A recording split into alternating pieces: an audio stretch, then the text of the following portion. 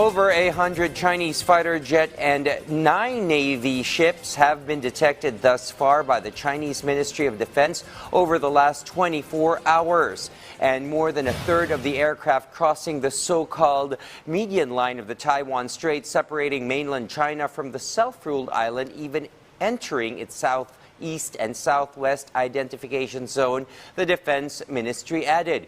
The aggressive posturing or display by China began midweek last week when over 6 China Air and 10 naval Chinese sea vessels took to the air and seas over and around Taiwan after 2 ships from the United States and Canada sailed through the Taiwan Strait, sending Chinese air and naval forces on high alert. China has repeatedly warned of taking control of Taiwan by force if necessary, on grounds the self-ruled island is an integral part of the mainland.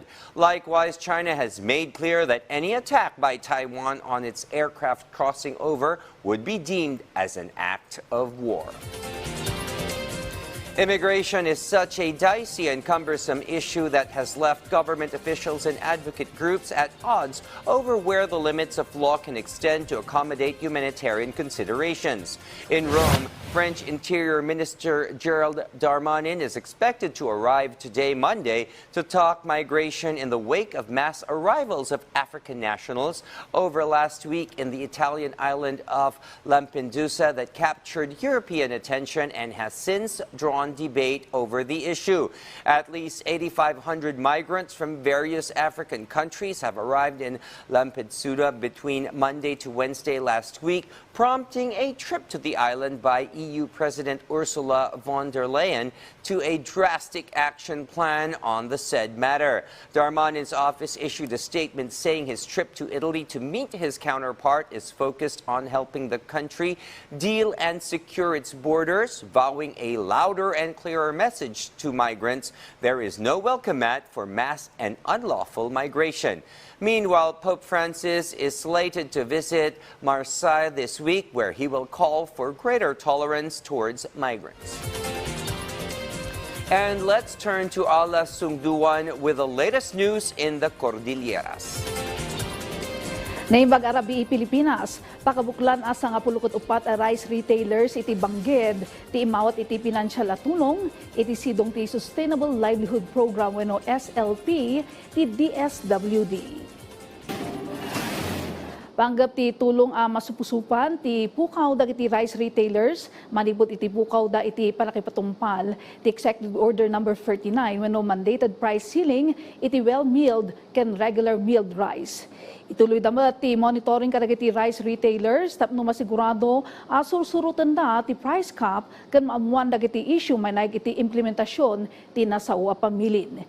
Iti sidong ti SLP dagiti benepisaryo a binigbig ti Department of Trade and Industry ken naendorso iti DSWD ket umawat iti tulong pinansyal 15,000 pesos.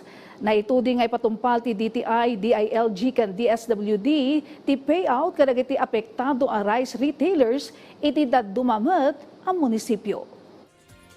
Is actually our first payout niya, but we're also waiting for instructions saan to pay out mo the other retailers upon our validation. Of course, PDT ay nang hindi po umati.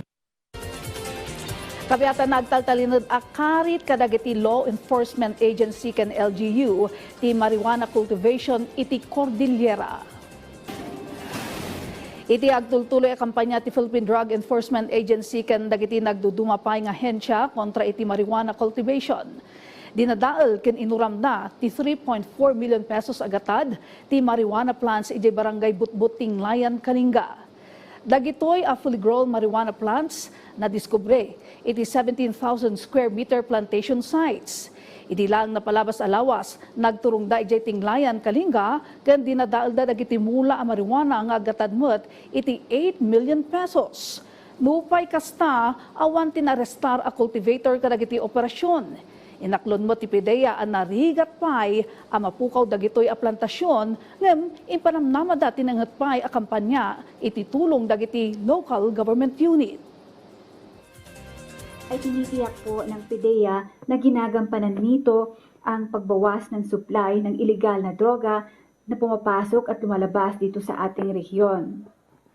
Alam po natin na matagal ang problema sa ating rehiyon ang pagtatanim. Kaya't itong ating partner from the local government, especially po yung Kalinga, ay nagsasagawa ng mga hakbangin para matuldukan ito. Dagiti damdamag manipo dito'y PTV Cordillera, siyak ni Ana Sungduan, na imbagarabii, kada kayo amin. Thank you, Ala Sungduan. This is William Theo. Stay informed, be aware, get ahead, be of use. Get the news right here.